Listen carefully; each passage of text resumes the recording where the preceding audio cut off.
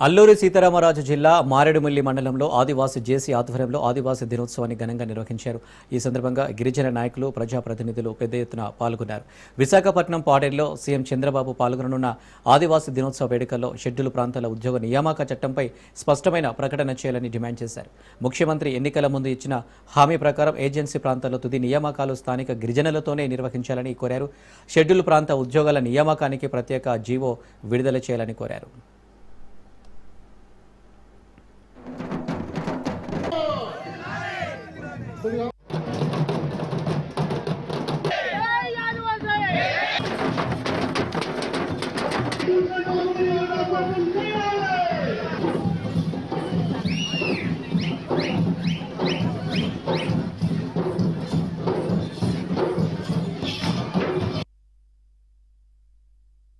ఆంధ్రప్రదేశ్ ఆదివాసీ JAC పక్షాన ఈరోజు మారేడుమిల్లిలో జరుగుతున్నటువంటి కార్యక్రమంలో ఈ వేదిక ద్వారా రాష్ట్ర గౌరవ ముఖ్యమంత్రి వర్యులకి మేము విన్నవించుకోదలుచుకున్నది ఏంటంటే, ఈరోజు ఆదివాసులంతా జీవో 3ని సుప్రీంకోర్టుకు వేసిన తర్వాత ఒక అభద్రత భావంలోకి నెట్టివేయబడ్డారు.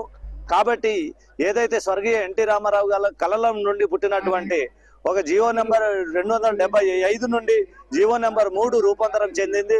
తర్వాత ఇప్పుడు ఈ జీవోని సుప్రీంకోర్టు కొన్ని వివిధ కారణాల ప్రభుత్వం గతంలో చేసిన టెక్నికల్ రీజన్స్ చూపించి కొట్టివేయడం జరిగింది.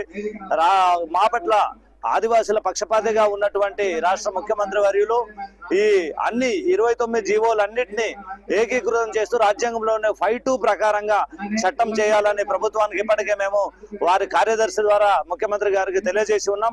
కాబట్టి ఒకటే ఇందులో రాజ్యాంగ పరంగా అన్ని లోకల్ కేడర్ పోస్టులన్నీ కూడా స్థానిక ఆదివాసులుగా చెందే విధంగా షెడ్యూల్ ప్రాంత ఉద్యోగ నియామకాల చట్టం చేయాలని మేము 5th షెడ్యూల్లో పరిపాలన విధానంలో గిరిజన సలహా మండలి ద్వారానే జరగాలి. ఈ గిరిజన సలహా మండలి మంత్రి మండలితో సమానం.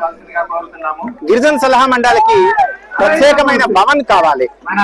అలాగే మంత్రి మండలి ఏ విధంగా ప్రమాణ స్వీకారం చేస్తుందో ఆ విధంగా ప్రమాణ స్వీకారం చేసి పరిపాలన చేయవలసిన బాధ్యత ప్రభుత్వం పైన ఉంది.